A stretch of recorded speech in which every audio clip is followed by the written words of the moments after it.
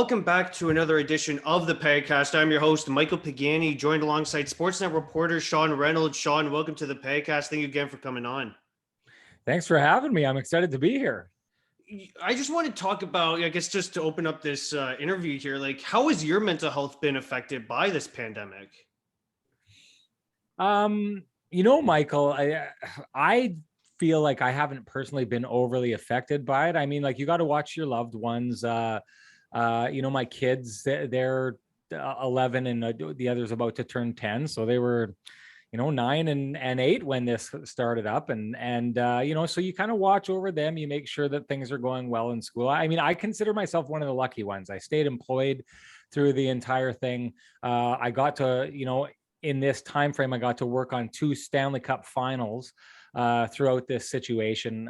So for me, I mean, there's a little bit of stress, job security and stuff like that becomes a question in these situations, like it would have been for a lot of people. So, I mean, I'm not saying it wasn't without stress. It had its stressful moments, but, I consider myself one of the lucky ones through this entire situation. I got to keep working. I got to keep watching hockey. I got to keep, checking sports out. Everyone stayed healthy on our end. No one in my family contracted COVID. I'm double vaccinated now.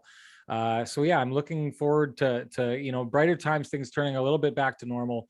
But I have to say, I felt like things were good for me throughout it, and I'm thankful that they were. That's great to hear, because obviously with sports journalism, with it being such a competitive market, I felt like a lot of people were, kind of worried about their job security, given this pandemic.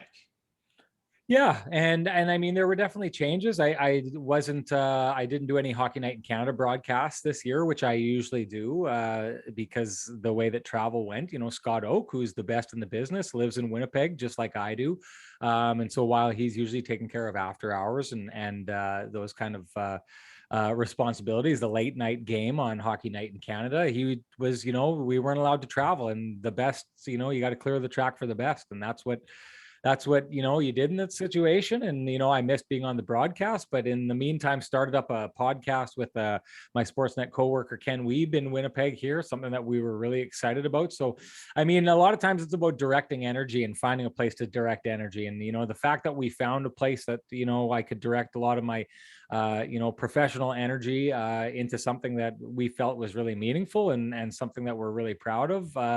It was a different kind of year, but it created something that probably wouldn't have existed if the year had been different and if the circumstances hadn't been different. So I'd actually take out of it a lot of positives. And I think that's such a big point to mention there, is try to take as many positives as you can, because this year, or these past 2 years, have been so negative with the whole pandemic and how we really haven't been able to see anyone.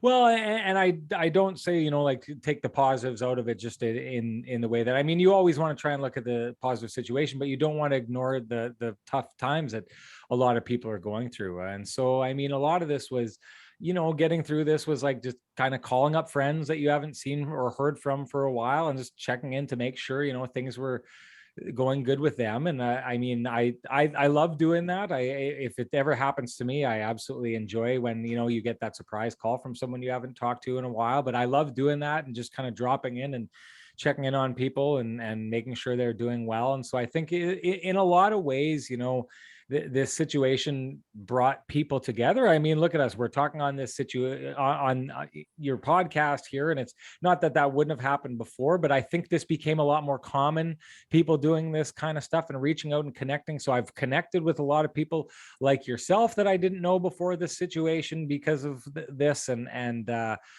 So again, I mean, I'm really looking forward to the day. You're wearing a Tiger Cats hat. I went to the Bomber game last night in Winnipeg, and it was great to be in a place, everyone there you had to be double vaxxed to get in there. So a stadium full of double vaxxed people. It felt really good to kind of get out and get into public, try and be safe about it, but try and get back to normal and get back to the things that we like to do. So I'm looking forward to the face-to-face connections that I so much enjoy, but the connections that we made through Zoom and formats like this, I thought were absolutely crucial and really kind of were a diamond in the rough to find in this situation.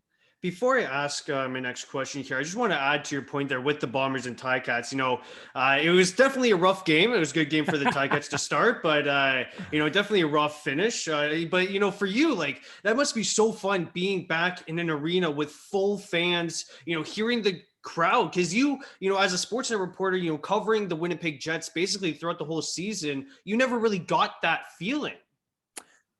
Yeah, I was lucky enough to kind of get it when I was in Montreal, because I covered the Jets in the second round with Montreal, and then I stayed with the Canadians through the third and fourth round. And it was my job before the broadcast to kind of go out in the street party, and so I was kind of swamped by people out there, and it was that's the kind of stuff I like doing in my career. I like the chaos. I actually, when I'm doing lives and broadcasts and stuff like that, when you get in a real sanitized environment where nothing's happening, I don't like that feeling as much. But if you stick people around screaming in my ear and like pat me on the back and the fans going crazy, that's my favorite thing to do. There's something about the chaos that quiets my mind, and so those kind of assignments I absolutely love. I was lucky enough that I was tasked with doing that for the broadcasts, and it was a ton of fun. So to get back to the point about being at the game last night, it's again to make sure that we're paying mind to that everyone approaches these things different. I'm anxious to get things back to normal. Some of the people I went with to the game last night aren't as comfortable, right? And so it was a little bit tricky navigating that, going through a crowd of people where you're like squashed shoulder to shoulder and trying to get through people. I know that brought a lot of anxiety to people last night, and we're all just trying to work our way back to something that works best for us. And so I acknowledge that and know that for some people that was a challenge. But yeah, just being understanding of people and the different challenges they face and supportive of them to get through those challenges. Hopefully we can get back to a place where everyone's just kind of really comfortable being, close to what we were before we went into this. Getting into your, I guess, story here to start, who influenced you to get into sports journalism? Well, who when I went to, it's a good question. When I went to Ryerson, we had to write, basically a little essay on someone that we kind of followed and someone who inspired us to do things. I wrote something on Al Strachan, who used to be on Hot Stove. A great writer. Read a couple of his books as well. But I remember distinctly the piece that I wrote, and I do think that it may, like, in retrospect, I didn't know a lot about journalism at the time. Like, you got in and you wrote. I wanted to be a sports writer. I never wanted to be on TV. But what I always admired about Al Strachan was his fearlessness and the way that he said what he believed, and you knew what he was saying was what he believed. He wasn't a troll. Some people would call him a troll, but he wasn't a troll in the way that he didn't say things just to specifically get a reaction. He said it because it was the unvarnished truth about what he thought. And I always really admired that about him, and kind of loved those kind of journalists that are willing to do that. I'm not the biggest fan of guys who say something just to get a reaction. There's a lot of really successful people in our industry who do that, and good on them. And a lot of people like that kind of element. It's not what I like as much as just when I get someone who I know, if they say something and it's not controversial, but it's what they believe, then that's great. But if they say something and it's what they believe and it's controversial and they're not afraid to go there, I've got a ton of admiration for that practice of journalism. So if I had to say one guy, now I'll say this, I never looked at anyone and said, I want to do that one day. I came from a really small town in Manitoba where, most of the guys that I went to school with stayed in that town. And that was kind of, it can be hard when you come from a small town like that and you don't see a lot of people going on to do things like what I've done. It's hard to think that you can do those kind of things, right? And so I never believed that I could be that. I was actually on my way to being a phys ed teacher. I already had a phys ed degree from the University of Manitoba, and I was just about to finish up my education degree. I was already student teaching in schools when I decided, it wasn't what I wanted to do.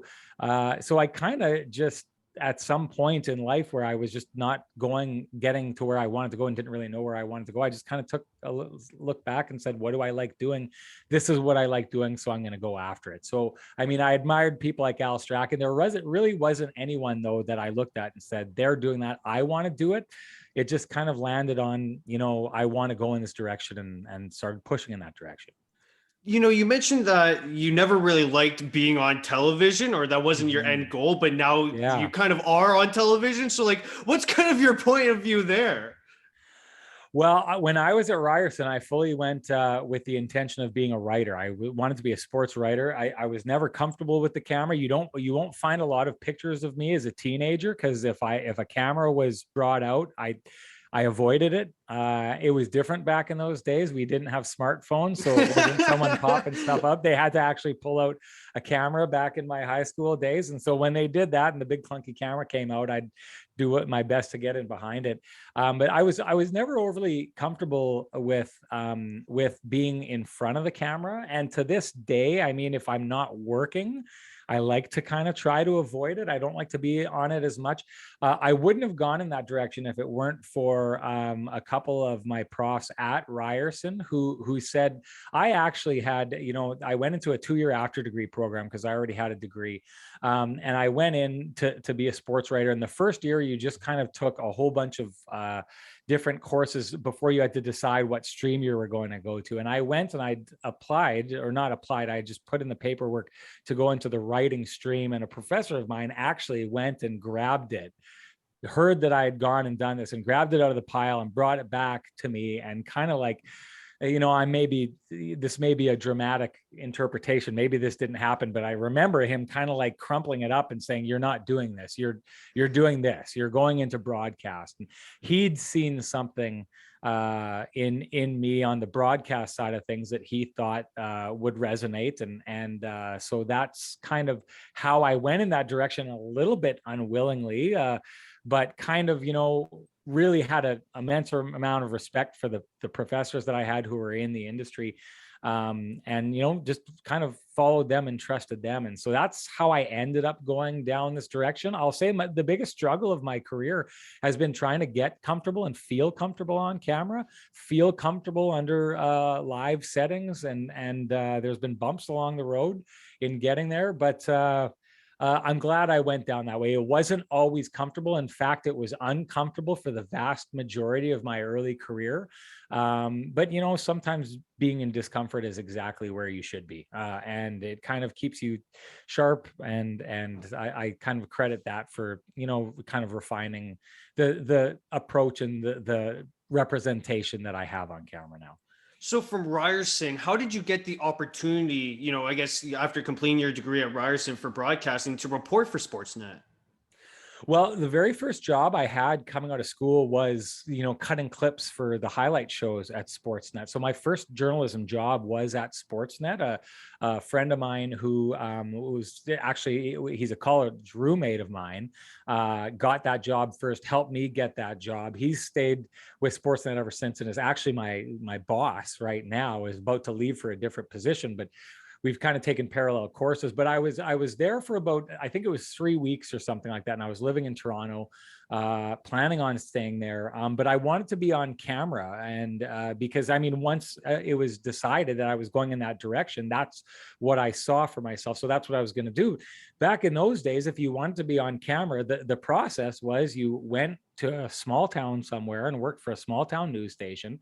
A lot of them don't have sports departments anymore, but back then, the local channels in Red Deer and Lethbridge and all these smaller cities, that's where you would go cut your teeth. And so I remembered, my boss at, he's not there anymore, Stu Aker, his name was, had said, I don't think you should leave. I think you've got a promising future here. And I said, yeah, but I want to be on camera. He said, well, if you're going to do that, you're going to have to disappear into the boonies for 10 years and work your way back. And I said, so, okay, well, that's what I'm going to do. And it's funny because it was right around the change where guys like Kyle Bukauskas and guys like that, Sean McKenzie, started just graduating from school and going right to the national level, that was unheard of before. Now it's kind of common, or I wouldn't say common. Those guys are, they definitely stand out, but it happens now. Whereas that did not happen. No one was giving you a job fresh out of school at a national level, right? You were paying your dues. So I took off to go pay my dues.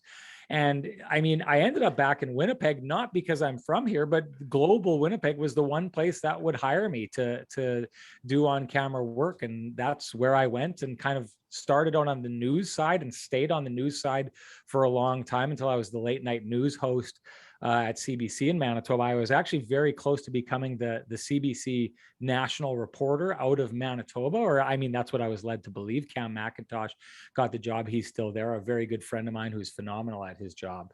But I mean, had I got that job, I don't think I ever would have made this jump. But the goal was always to try and refine myself as a journalist. And I thought, it was a gamble. Like I thought the content may not matter. If I can prove myself as a journalist, then maybe I can climb this news ladder and hop over to the sports ladder at the same time. I didn't realize it was as risky a proposition as I thought it would be, because I mean, a lot of what sports is like building connections. So the entire time I wasn't building connections. I was getting really good as a journalist. I was refining how I asked questions, how I elicited good responses in interviews, which I think is one of my strengths. But it clearly, when I jumped over into the sports realm, I was way behind a lot of guys who'd, come up working for the Lethbridge Hurricanes or the Prince Albert Raiders or teams like that, guys who, knew young guys like that who graduated to the NHL and ended up being, influential NHLers. And there was that kind of baked in relationship because you knew them back in those days. I didn't have any of that. So relationship building, was and continues to be for me, one of the areas that I need to work most on in my career. And I must agree with you there, because, from all these interviews that I've done with all, these different journalists, I've done interviews with The Athletic, Sportsnet as well, TSN, and they've all said, around the same thing, like relationship building is probably number one priority for you to really get your foot into the door. Huge. And I mean, the fact that I did that 3-week stint at Sportsnet when I got out of school, so graduated school, had that job, worked there for 3 weeks, and left enough of an impression on enough people that not that, years later they were looking and saying that guy, but that they remembered me, and that they remembered a positive impression. The people who had been there, right? They wouldn't have been able to say like, this guy's got this skill or he's good at this or good at that. But it was a positive impression that I'd left, right? And I've always said this before. I mean, one of the most important things that ever happened for me in my career, I was working as the late night news host at CBC, but when Hockey Night in Canada would come to town and CBC still had the property, I used to go with all the camera guys who would shoot the games, who I was very good friends with, and just kind of like see if they could get me in the building. And I just hang around the production. And I was in the truck.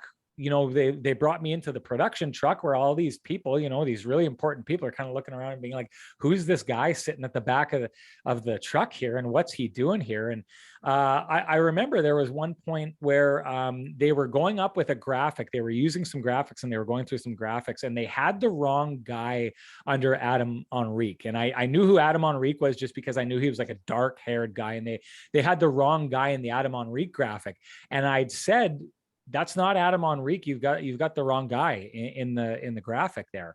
And the person I'd said it to was Kathy Broderick, who's behind the scenes, like the person who kind of makes Ron McLean shine and makes a lot of people behind the scenes shine. And she was just in town doing this game. And I think she kind of like, I kind of caught her eye. I don't know who this guy is, and well, what's his story? And then you ask around, and all the, to your point about the networking, all of these really important guys who are behind the scenes, camera guys and guys who do replay in the trucks, and all these guys who were Winnipeg guys who are highly respected and do the Olympics and all these things for years, they've got your back, right? They know how this works. So when Kathy Broderick says, who is this guy? They say, well, that's Sean Reynolds, and he's this really good guy. He's been trying to get into sports. And because of that, Kathy Broderick, that first meeting, we chatted a little bit afterwards, and she's someone to this day who, before I would be going into the playoff broadcast, into the Stanley Cup final broadcast, she's checking in your ear right before you go live, right? And kind of setting the table for you and telling you what they need from you and what they expect from you, and that's like, I take a look at that one connection that was made. It was a massive connection to make at that time. So to your point, and to your prior guests' points, it really is, and this would be across the entire industry, whether you're in sports or news, reaching out, showing people who you are, what you're capable of, but just like making those connections really truly is the most important thing about this industry. And the one thing I'll say, especially about the sports industry, is it is just chock full of really, really great people. And they'll take the time. I remember Greg Ross, who doesn't remember me, and he won't remember this. Maybe he'll recognize me from this, but when I was at Ryerson, he was working at Sportsnet. He'd worked for CBC the last time that I saw him. I went into cover for Ryerson a Leafs practice, and he just treated me like gold and gave me his number. And so for a couple of years after that, when I needed advice, I'd call him up and be like, you probably don't remember me. And clearly he didn't, but he'd take the time and he'd have these conversations with me. And just those little kind of connections can really make or break you in this industry. And the more and more of them you make, the bigger network you make, and the more supported you are.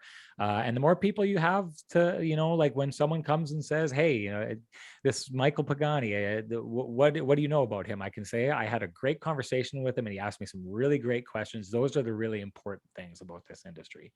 Well, speaking of great questions, I guess I might as well ask my next one. With COVID this past season, we just finished an NHL season that was unlike any other. You could argue that for last season as well, but things were really unprecedented as the arenas were empty. No fans. Really, you were the only one allowed in the arena, as well as there were strict protocols to follow. So, how did you find covering the Winnipeg Jets different than other years? Well, the fans missing is the big one, right? Because boy, oh boy, and I took to this. It's funny, the appreciation you get for that. I took to doing this when I was in Montreal in the third round and the fourth round. I would go down into the crowd because my job after the game was to kind of go live into the Sportsnet show pretty quickly afterwards and just have a conversation with the host to kind of, and I remember I was down kind of standing in the crowd in a wheelchair access area where we would set up our cameras.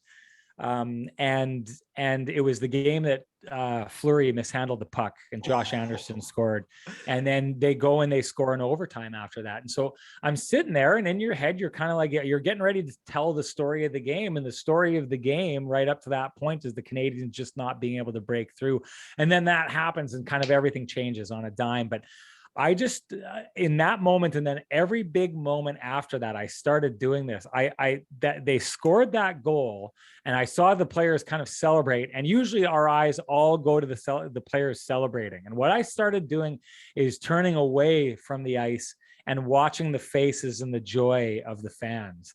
And that just was like, I remember that moment. I remember the look of like disbelief and happiness on the face of so many of those Canadians fans. And I just started doing that for the rest of the playoffs, for all those big moments, because really what I love about sports is the emotion and the passion more than anything. Like I love the, like the nice plays and the great passes, those kind of things light you up. But what I like almost more than that guy who like dekes and cuts through and then puts it between his legs and roofs at top corner, what I like more than that is the faces that people make when that happens, right? When you turn to your journalist buddy and you're like, oh, you get that face, right? Like that for me, that's the stuff in sports. That's the stuff I like. And so much of that was missing, right? Because you didn't get the fans, you didn't get them losing their minds, right? And so that was tough. So to getting that back and starting to see that a little bit, I never got to go down to the States and see, the full buildings, but you saw the 3,500 fans in Montreal, which, I mean, those Montreal fans are phenomenal. So 3,500 fans sounds like 15,000. The way they do it, phenomenal job with that, but really missed that. Other than that, I mean, there's protocols set out in front of you. They're designed to keep people safe. You just you follow the protocols. You do what they ask you to do. You go through that process. I just want to do my job. I love doing my job. Whatever you need me to do to keep the people around me safe, you tell me what to do, I'll do it. That's the process I took this through. And like I said, sports is filled with good people. They kind of followed everyone else followed the same kind of protocol. We got through it. Most of us, in Winnipeg anyways, I think we're pretty safe. We're kept pretty safe. I know one journalist from the Winnipeg Free Press ended up contracting COVID. I don't think it was through hockey coverage. So, I'm proud of my fellow media members and how we handled this. I'm proud of the team that that I covered, the Winnipeg Jets, and then the Montreal Canadiens later on, and how they handled things.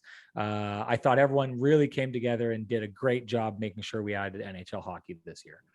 Well, you see, like I'm a Habs fan, so during that game 3, like Vegas was completely shutting down the Montreal forecheck. They did a great job defending it. They obviously improved their defense from game 2, and made some adjustments there. But yeah, like Montreal couldn't solve anything. Whether it be dump and chase, Vegas would break out the puck really easily. Whether it be carrying the puck, that didn't work, and it was just off a simple blunder from Fleury. And next thing you know, Josh Anderson ties the game. Yeah. Absolutely phenomenal. It's funny you're talking about that. Really was the story for the Canadians throughout the playoffs. Is there was, and I thought it was, I think we need to go back and kind of inspect game by game the effect that the loss of Dominic Ducharme had.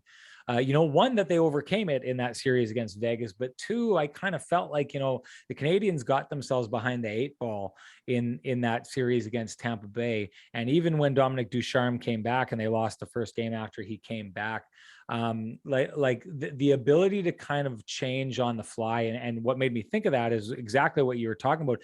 The Canadians' forecheck was either like bang on and suffocating and destroying teams, or it wasn't working at all. And when it wasn't working, there was Pete DeBoer had made some really good changes to their scheme in that game. And the one you're talking about, it's funny because the previous game, the Canadians had kind of steamrolled them and lost the game, and then they get steamrolled and they find a way to win that game. It was interesting. And then after that, they make it clear that they're the better team in that series. But the ability for the Canadians to kind of to pressure teams and really tilt the ice had everything to do with their forecheck. And so it was interesting in games where you saw the other team tweaked and found something that worked against them. The Canadians seemed kind of lost in those games, but then they would, they'd go figure it out and fix it, except when they did, which was kind of against Tampa Bay. And they never really did figure it out against Tampa Bay. And I think sometimes you try and take a look at the X's and O's and what could they have done this or that. And I think the more I think about it, the more I just land on that Tampa Bay Lightning team was just absolutely phenomenal. The best team in the game. They learned all the hard lessons. They applied all those hard lessons. They stayed hard-nosed. They bounced back so well, which meant they never took anything for granted. Like, that's just, we need to start talking about, even if they don't win the cup next year, where this Tampa Bay Lightning team ranks in terms of really good, I don't want to say dynasty, because I'm a big believer in, like, you got to string together like 3 straight or like 4 and 5 years or something like that. But the modern day dynasty looks a little different. I consider that Chicago Blackhawks team one of those. Even LA is kind of close on the cusp of that, even as spread out as they were, although they did get back-to-backs, the 3 cups by Pittsburgh. But for me, the Tampa Bay Lightning are right there in the conversation with those teams. And I would even say if they pull off the three-peat next year, I put that team above all those teams as the best team that we've seen since, the Detroit Red Wings of the late 90s, early 2000s. Well, I think a lot of credit has to go to John Cooper. And, if he isn't Team Canada coach next season for the Olympics, I don't know how you can't name him after, 2019, they get swept. And then he bounces back with a cup in 2020 and then bounces back with another cup in 21. This guy just never stops winning. Yeah. And, Michael, a couple things. One, myself and my podcast partner and my Sportsnet Winnipeg partner, Ken Wiebe, had this conversation during the handshake line afterwards.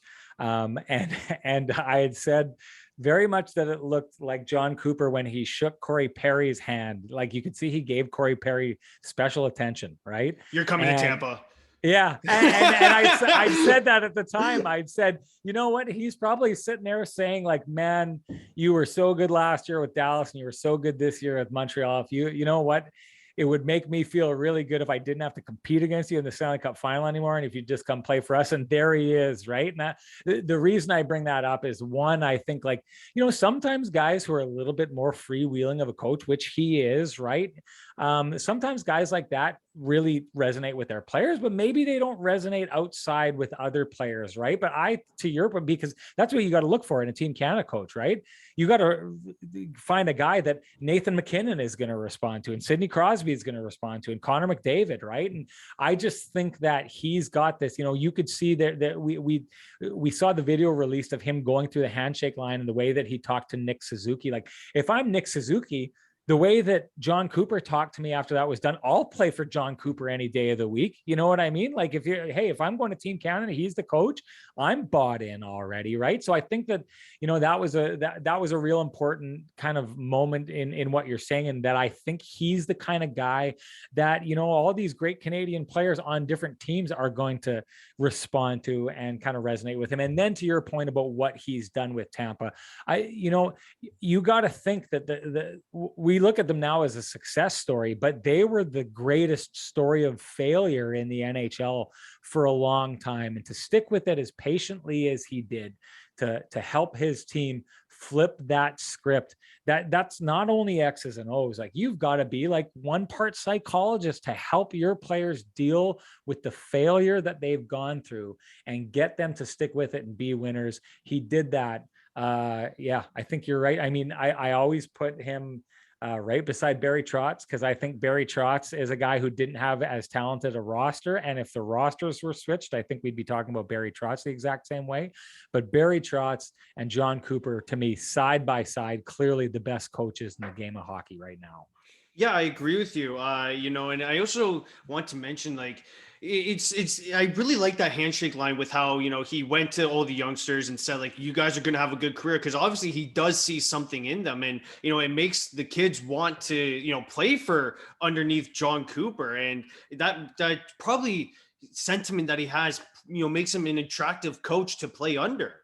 Well, and the honesty of it too, right? Like, all those comments that he has for each of those players is a brutally honest comment. And I maybe brutal is probably not the right word, because he didn't say anything harsh to any of them. But what he's saying to them is very honest and very true, right? And so, I mean, you're meeting a person, and I don't know, a lot of those players probably had already met him before, but like, you're walking in and you're talking to these guys in their greatest moment of disappointment in their careers, right? And you're finding a way to reach out to them and say something personal to them that you've noticed about them. And I just thought that was really, really, one, it's classy.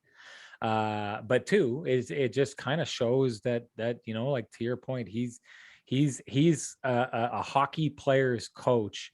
And a lot of times that comes with a trade-off, right? A lot of times being likable comes with the trade-off of, he's one of those guys that does it so well that I'm not sure I see the trade-off there. I think he's just a guy that players love, and he's really good, and he gets them to buy in, and he doesn't have to worry about them getting invested.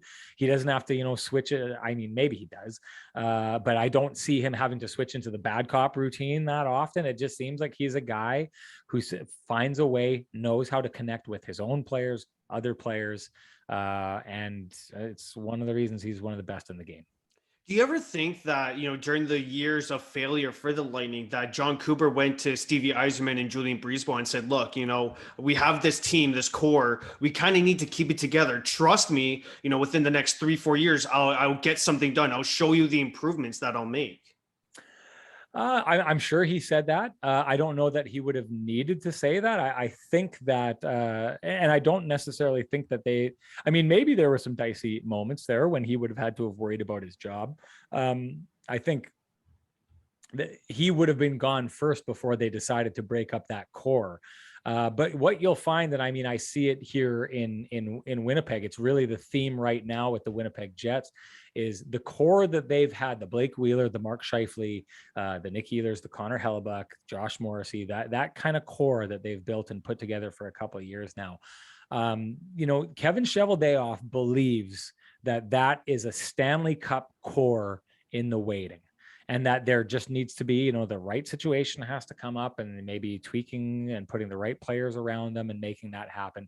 But there's a strong belief, I know, in Kevin Cheveldayoff, that he has a group that is capable of winning the Stanley Cup. And I bring that up just because, to take it back to the Tampa Bay Lightning, is that there would have been belief in that core, right? And there would have been belief, they would have dissected all those really kind of tough losses, and they would have looked at it and said, like, this group showed that they can do it in this way. We fell apart here. But where we didn't fall apart was, like, Nikita Kucherov is not a playoff performer, or Braden Point or Steven Stamkos, or even, if you go back to 2015, how important Tyler Johnson was back then, a central figure, and as a peripheral figure is still massively important in them winning the Stanley Cup in this past year. I would have thought that there were certain things that, and I think what they did, they ended up figuring it out, right? They needed to be tougher to play against. They needed an element that, Barclay Goodrow and Coleman and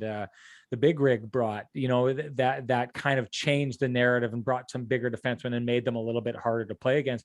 And you could really see the turn in that was the fact that Tampa Bay used to be able to, like, outscore you 6-5 and win a game, or 6-1, however it went, but when things kind of got into a bit of a grind, that's not where they shone. Whereas now you saw against the Montreal Canadiens, against the New York Islanders, who are the hardest team in the league to do that against, they can beat you 1-0, or they can beat you 7-1. They can beat you any way they want. And that's what it was, is they realized that it was going to take multiple different styles to win, and that they were the best in the league at a specific style. And they remained that. They made their changes and kept that element of their game, but also added an element that allowed them to be a team that could confidently and consistently win games 1-0, like we've seen them do over the last two playoffs.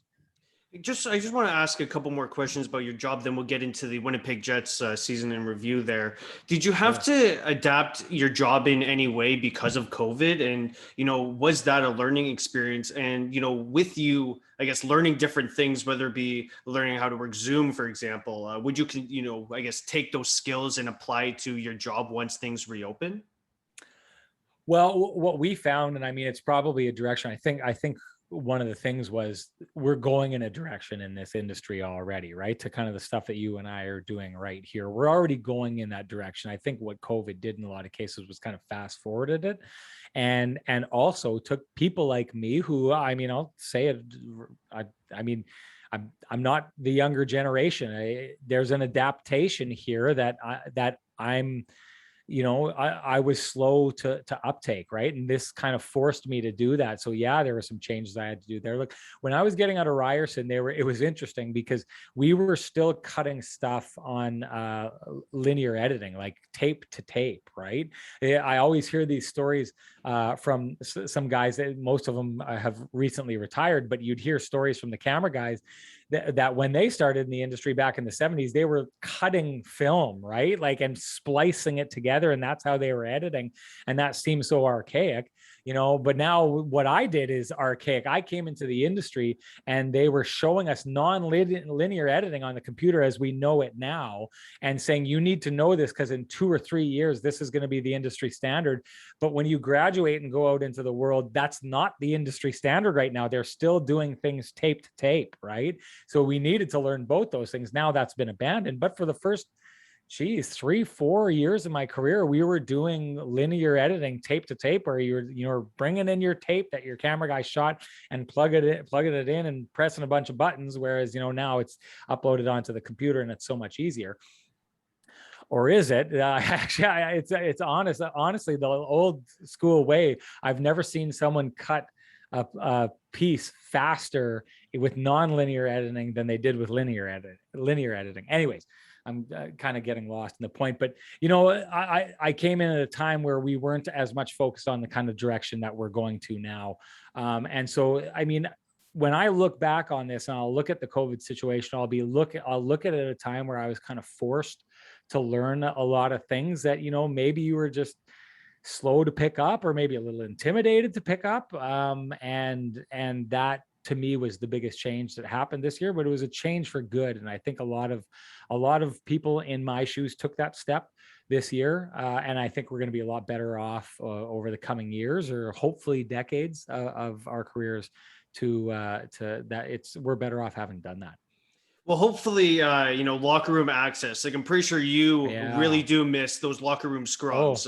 Post game skate. Like, I miss flipping on TSN and seeing those post game scrums, or post skate scrums. Those were my favorite parts of hockey growing up. Yeah, and I'll tell you this. So for me, it was like, I take a look at Scott Oak, who had to do the Winnipeg broadcast games this year, and I feel like their jobs got a lot tougher this year because, my job as a host, when I'm hosting, when I'm the rinkside reporter for a hockey game, is to, kind of set the table, let you know what's at stake at the start of the game, throw it to me, I throw it up to the guys for the anthem. And then, it's my job, and I take this really seriously. And it's really interesting because there's a lot of people who say there's no value in the mid-period interview.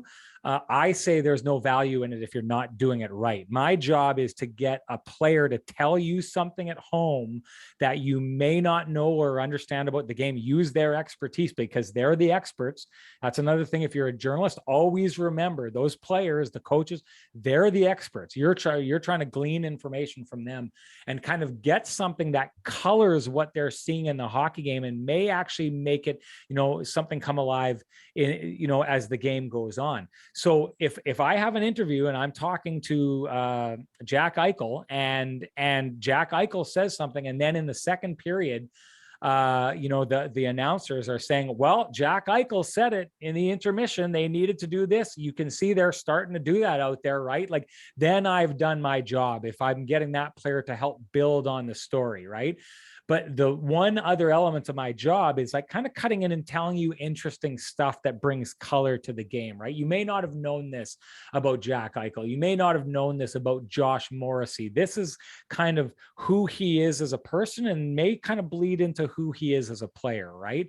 And you get those stories that by if I do it in a scrum, then it's on the radio 10 minutes later, right? So the way to get those stories so that it's fresh, interesting content, and my goal is always to kind of try and tell you sitting at home watching the game something that you did not know.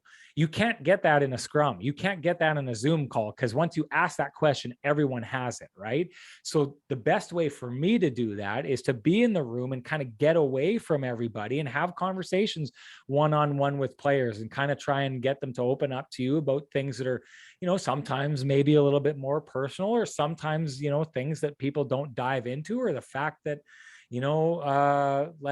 this guy's a drummer, and I know that from behind the scenes because I happen to know that, like, Drew Stafford, his favorite band was Tool, and that's my favorite band. And so for your listeners, it's like a prog heavy metal band, and I'm crazy about them, right? Like, they're this phenomenal band, and so is he. And we'd have all these kind of conversations, and then you kind of start wondering about how, like, music may have shaped that person's career, right? I talked to Harn Ryan Singh as a musician, and I wondered how that affected his call and how he did his job. And he loves to sing the goal. If That's it's a pun. Really, really no, you're not goal. getting that past me. That's a pun right there. No, I know. He actually gave it to me. He gave it to me on our podcast. But yeah, it's a great pun to use. But he loves to sing the goal, and it comes from his musical past. And so I always like kind of finding the motivations behind players and the way that things were shaping them. If I can tell those kind of stories, it can kind of help make a broadcast come alive, or maybe allow you to understand a player more than you did before. So hard to do that on Zoom. How guys like Scott Oak did it in my place this year with the Winnipeg Jets specifically. They did a phenomenal job getting that done. Well, as long as you get the player to say chip pucks in deep, that's all you really need to know, right? That's the failure. That I know some guys love to hear it. You're like, when they do that with me, it's like, oh, that's when I drop the head in shame. I didn't get to where I was trying to go. Yeah. Well, with interviews being, done over Zoom for the past 2 seasons, and your coworker Eric Engels did a phenomenal Yeah. article on Tyler Toffoli, and I saw how he really built the player-reporter relationship there. But for you, how do you create that bond since really we don't have that in-person connection? Well, I mean, most of it happened beforehand, right? But a lot of it comes with, I mean, again, like I think it's important when you're a reporter, or when you're a reporter, to kind of show people, show your interview subjects who you are, right? And so to me, it's a lot about being, back to the Al Strachan thing. It's about being honest, and sometimes brutally honest, right? And that can get you in trouble sometimes, and it has got me in trouble in relationships, in the sport, and early on, in my career, when you'd have these kind of clashes because you were asking sometimes blunt and brutally honest questions. But my take was always like, if I say it and I say it out loud, I'm bringing up kind of the boogeyman in the room, and let's just address it and move past it. And if you know that that's how I handle things, and it's not an effort for me to like pick at you or trying to point out your foibles or your faults, it's a way for me to talk with you about something that's happening, and like, let's get it out in the open and let's do that. That's always kind of been my tact. And so it's not worked in the past, or maybe not worked isn't the right way to say it, but I've had clashes with athletes in the past because of that. And you know what? Maybe there's still athletes out there who, if you talk to them and they give them truth serum, or maybe they'd happily volunteer the information, that they don't like that's how I handle the job. And I mean, all I can do is do what I'm doing and try and do it in an honest and respectful manner. And hopefully that shows through. And then that allows you to build rapport with players because they know what to expect from you. And so if they're going through a stretch where they haven't scored in a really long time, when you come up and say it to them, maybe they take it from you as being like, this is just a guy asking about something that is clearly there in front of me. And yeah, of course I think about this behind the scenes, right? And it's not a guy coming and picking and trying to like shove it in my face that I'm not, haven't scored in 55 games or something like that. That's kind of, the tact that I think is important. And so in the past, I guess what I'm trying to say is when you're doing Zoom calls, if you continue that, I mean, if that's who I am and that's what players have seen, I think you can still build that rapport, because what you're doing, hopefully, is you're building trust, that players know that this is the way you ask questions. When you ask those kind of questions, this is your intent when you're doing it. It's your intent to do your job.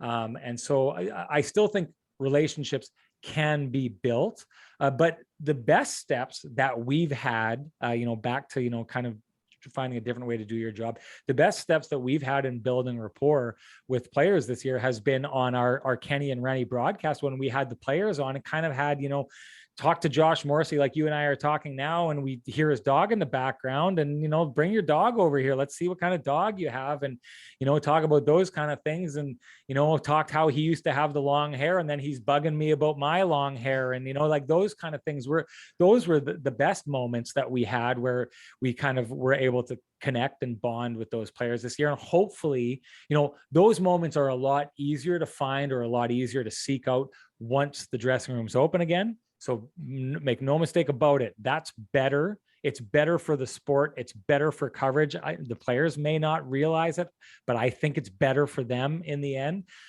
So we need to get back to that, but you can still build relationships through Zoom. It's just, you can build deeper ones with those closer connections. It's also better for the sound bites. I'm pretty sure we all miss those as well. Yeah, for sure. Although we got some great sound bites this year on Zoom. Yeah. That cannot be forgotten for sure. Yeah. I mean, it's, I think about this year, and going back to kind of the idea about, asking these kind of tough questions. Blake Wheeler at the beginning of the year, wasn't playing his best hockey, and turns out later on, I think we found out that he had a broken rib. He had an Reason why: he's not the kind of guy who will make excuses. So he never told us about it, but was facing those tough questions about not producing the way that we expected him to. And if you remember, I mean, maybe you'll remember this, but I'd asked the question where, Paul Maurice had responded, and he ended it with saying like, yeah, I take offense to it. You're beaking my captain, right? Yeah, I read that. I didn't take that as him specifically saying it to me. I took him as saying that generally to the media when they're asking these questions, or maybe he was saying it specifically to me. That's not the way I took it. I feel like I've got a really great rapport with Paul Maurice. He was great with me after that, but maybe he was saying it specifically to me, and if that's what he felt like he needed to do to protect his player, good on him for doing that. But that was we're talking about sound bites. That was a great sound bite that we got on Zoom this year. And, the kind of clip where Paul Maurice showed players who he was. And that's one of the reasons why players love playing for Paul Maurice, because he'll go to bat for them. How do you solve those player journalist conflicts that you encounter? Well, they're not always easy, and I think a lot of times and this is the tricky part, right? Is because I came to journalism late. I didn't start my first journalism job till I was 28, because in my other life I was going to be a phys ed teacher, so I came to it late. So by the time I kind of got into sports, where I wanted to be at like 24, I was 35, right, when I started that job. So everything felt like I was short on time, right? So when it started out and I started having these clashes with players in the dressing room, I felt like I was short on time, and you felt like you were kind of like trying to rush and make it right, and there was a lot of times that, I'd have conversations, be like, I don't think you're taking it the way I mean it, and those kind of things. But a lot of times what's happening is it's crafting a relationship, right? And so a lot of times players are showing you their boundaries, right? And maybe where you are going is past their boundaries, you know what I mean? And maybe it's important to you to keep going as far as you need to go, because and that clashes with the player's boundaries, then you're going to have to work that out, right? And I do think that the best way to work that out is, there's a time with a player where I had a really harsh clash, and we kind of needed to work it out. I give him all the respect in the world for him taking the time where all of the rest of the journalists left the room, and I stayed in the room talking to this player with a bunch of other younger players, watching him and I interact with each other and kind of trying to figure each other out and talk about, him telling me about himself and why he may be reacting the way he is, me telling him what I'm looking for and what I may be doing to avoid those interactions, but still trying to do my job. And I can tell you with that player, like, that was a helpful conversation, and we continued clashing a lot in the future beyond that, right? It didn't fix the problem, right? It's a relationship. You constantly have to work on it. Again, I say, like, do your job honestly, don't do it maliciously, which some people do. Maybe it works for them. Maybe for you, it works to do that. I'll speak to myself. I don't want to do my job maliciously. I don't want to do it in a way where I'm picking at players or kicking players when they're down. I want to do it honestly. Sometimes I feel like I need to go in a direction where things feel harsh, and that's just the way I've got to do my job. I try and do it consistently, so players understand that when I'm doing that, I am just trying to do my job, and I'm doing it in a respectful way. And I just think it's just, again, being consistent, showing people who you are and approaching it from the right place. And eventually you get there. And sometimes with some people, you never get there. Sometimes there's just personality conflicts, and sometimes people aren't going to like you. And you gotta accept that, and you got to move on. And you just got to do your job to the best of your ability. Moving on to the Winnipeg Jets season in review here that I have, we saw them finish third in the North Division, which was a phenomenal season. Was that kind of a surprise to you? Because, Montreal was leading the way for the first month or so before Chris Johnston tweeted out saying they were a juggernaut. And basically that was the jinx. CJ, geez. Yeah, I know. It wasn't a surprise for me. I had them making the playoffs in fourth. Montreal was a real question mark for me because I have the honor of getting to cover some Canadians games on Hockey Night in Canada as well. So I've always watched them in the previous couple of years where they'd go through these stretches and look like they'd figured everything out and seem to, they got a great goalie, they got great defense. They seem to be putting everything in place. And then they'd go and they'd lose like 10 straight games, right? And then they'd figure it out and fight their way back into playoff contention. They did that a couple of years ago. Was it the year before the shutdown? The first game after, I'm not sure. Yeah, you'll remember this. The first games they had after the Christmas break was the Florida trip, and I got sent to cover them with Gary Galley and Dave Randorf on their Florida trip. It was the year of the COVID shutdown, right. And they'd gone and lost. It was either 8 or 10 straight games, and they were out of it at the beginning of the year. And then they played really well, fought their way back into it, and they were right on the verge of, they jumped up into third place at the Christmas break. They had a couple of games in hand, but they were there. And then they came out of that, and it was like first game they're playing Tampa, and they lose to Tampa. Well, the next game they're playing Florida, and they've dropped down now to 7th or 8th. Win, they were going to jump back into 3rd. Lose, they were going to drop like right down to 9th or something like that. And they lost that. And then that was the start of another 8-game losing streak. And it was just, it never made sense to me how this Canadians team that was so chock full of veterans would have these times where they would go to sleep, right? Like that. Veteran teams aren't supposed to do that. Veteran teams are supposed to figure that kind of stuff out. So the Canadians were always an enigma to me, because when they got in the playoffs that year, they knocked off the Penguins and gave the Philadelphia Flyers all they could handle, and we're on the verge of doing something really special there as the very bottom seed in the playoffs. So they're showing that they were capable of doing things when the moment were big, like they showed this year. But what they also kind of showed was during the regular season, they've got these sleepy times that they go through. And I just remembered saying, heading into the year, the Canadians were, they had addressed all they needed to do toughness wise. They had this crazy depth. They had a goaltender who, if he could return to his form, we know was one of the best goaltenders in the world. And this defense core that, if they could kind of all gel together, were going to be good. And this young centerman in Nick Suzuki, that if he continued on like he had the previous year and built on it, he could be something really special. And, all these ifs, if Tyler Toffoli could continue, doing what he was doing, and if Corey Perry could stay relevant, and they didn't handle any of those or a lot of those ifs in the regular season, but they did in the playoffs, and you saw what they were capable of. So what I saw at the beginning of the season was this really capable team that I didn't know whether I could trust them putting it together or not. So I didn't know if they were going to make the playoffs or not. They were such a wild card for me, so I actually left them out.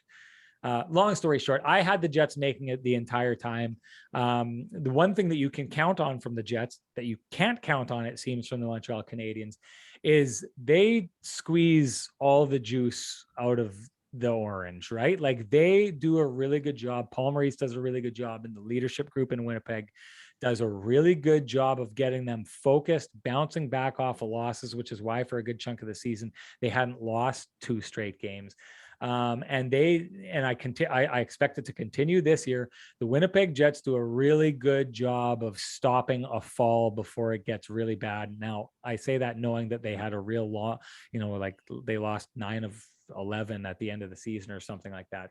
But that was the worst. That was the worst losing streak they'd had since I've been covering this team, and I think since they'd come to Winnipeg in 2011. So this is a team that really is good at getting back on the horse and fighting their way back into the fight, and that makes for a really good regular season team, or a team that you can really count on making the playoffs. I fully expect them to do it again this year.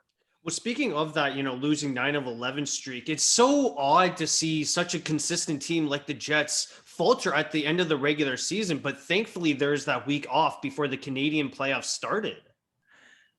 Yeah. And I mean, it's funny because we were covering them and it was looking like it was going to be really bad. It especially looked like it was going to be bad because they were playing the Edmonton Oilers, who had kind of dominated them so far that year. So, yeah, it didn't look like they had things figured out. Even a couple of those wins that they had were wins against teams that, like, they beat Calgary, and Calgary was a no-show in that game. And then they beat someone else along the way there, and that team just hadn't looked very good. I think it was Vancouver. Oh, they were playing the second part of a back-to-back. So even the wins that they had did not look like wins that you could really count on. It looked rough for them, but I'll give credit to the NHL coaches and the stuff that they see that we don't see. The Winnipeg Jets the coaching staff saw a far improved team heading into the playoffs that I don't think a lot of us were seeing in the media. And it's, all those little parts about the game that they were like, okay, now that that's in order, we can count on this, we can move forward. And I'll say this, these coaches see stuff because we had Todd Woodcroft, who was a former assistant coach for the Winnipeg Jets, on our podcast. And when they went in to play the Edmonton Oilers, he was brimming with confidence for the Winnipeg Jets. And it seemed weird because the Jets were in this losing streak and they couldn't beat the Oilers. He was brimming with confidence. He basically laid down the blueprint of how they were going to beat the Edmonton Oilers. And they went out, they did it 4 straight, right? We had him on again before they played the Canadiens, and you could sense the concern and the worry in him. And it's funny, those guys saw in the Edmonton Oilers holes that they could exploit, and they saw in their own game an established play that they thought could make them successful. And then when they played the Montreal Canadiens, they saw a challenge that the Montreal Canadiens presented that most of us did not see, that you could see they were very, very concerned about it. And in the end, they had every reason to be concerned. Speaking on, the Winnipeg Jets, with rumors swirling around Patrik Laine at the start of the season, and even into the offseason before the 2020-21 season, he did get traded along with Jack Roslovic to Columbus, and that was during the second week of the season. Did you kind of get a feeling that Cheveldayoff had to make, a trade, but there's also the quarantine protocol, so it was hard to leverage the two signs? Yeah. I was actually surprised that he was moved at that time as early as he was. I would have thought that would have been taken care of in the off season. So for it to happen a couple of games into the season seemed strange to me. But I did think that they were going to have to move Patrik Laine because he wasn't staying, and they only had 3 years of team control. So if you've got a player that is not going to stay, it's as simple as this for me. And I feel like, he says that he wants to stay in Columbus. I'm not sure I believe that. I think that Patrik Laine in 2 years or less is not going to be a Columbus Blue Jacket anymore. That's my feeling on the situation. But if you're, to me, it's simple. If you're a GM and you've got a player, an asset of that significance that is not going to stick around, and you're going to have to move him, that player is never more valuable than he is right now, right? The more team control you waste, the less valuable that player becomes. So I did think that the Jets had to make a move. I was surprised when it happened, with the COVID stuff made it all tricky. But yeah, I'll say this. I've said this before. I still think that Patrik Laine is the best player in that trade. So if you go by the old idea that, whoever gets the best player wins the trade, I still think Columbus won that trade. Never mind the fact that Jack Roslovic is a guy that I thought could show a lot more than he showed with the Winnipeg Jets, and is now showing that with Columbus. If you take a look at those 3 players, the best player this past season in that trade out of Pierre-Luc Dubois, Patrik Laine, and Jack Roslovic is probably Jack Roslovic. But yeah, they needed to move him because I still think Patrik Laine is the best player in that trade. But if the Jets can sign Pierre-Luc Dubois long term, then they won that trade because they were going to lose Patrik Laine anyway. So even if Columbus gets the better of that trade, the Jets still won that trade if they keep something. If Pierre-Luc Dubois doesn't stick around and now is just going to be leaving in a couple of years, then they just delayed their problem by a year and maybe set themselves back, because Patrik Laine is the kind of guy, especially on that Jets roster, that other teams have to pay special attention to, and he just opens up so much ice for other players. I think that Patrik Laine was never during his time in Winnipeg given anywhere near the credit he deserved. He got credit for the goals that he had. He didn't really get a lot of credit for that last season he played, where he scaled back the goals but became a more complete player. And had a phenomenal year that people don't recognize because they were used to if he wasn't scoring 40 goals, it was a failure in people's eyes. But the other part about that is Patrik Laine's shot is so uncanny and so good from so far out that you have to defend areas of the ice that you typically don't have to defend as a defender, which opens up a lot of space for other players and players who moved in and capitalized on that space. Patrik Laine didn't get anywhere near the credit he deserved for the way that he opened up ice and how good he made other players just by making their time on the ice easier and giving them more time and space. Columbus, I just wanted to add there, Tortorella seemed to have a defensive system that I kind of, latched on there, which, had problems for Laine because he couldn't really release his offense since the coach wanted him to play more in the D zone rather than the O zone. So I think that's why, some people were kind of criticizing Laine this past season.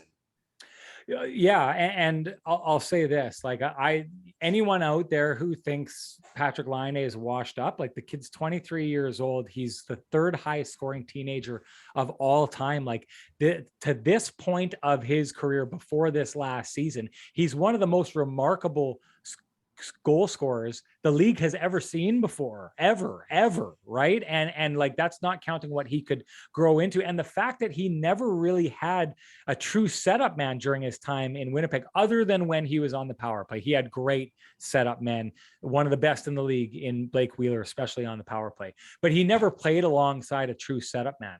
So I am in the camp that thinks like Patrik Laine's talents are still vastly undiscovered, which is crazy to say about a 44 goal scorer, right? There was a lot going on in Columbus, and I don't want to speak as though I'm a professional on that team, because I'm not. I see it from the outside, but it was John Tortorella's last season. He was going to coach it a specific way. I think the way that he coached it was not necessarily the best for the development of Patrik Laine. It's what he felt he needed to do, not only for his team, but maybe also for where he was in his career and the things he needed to show other teams on his way out of that organization.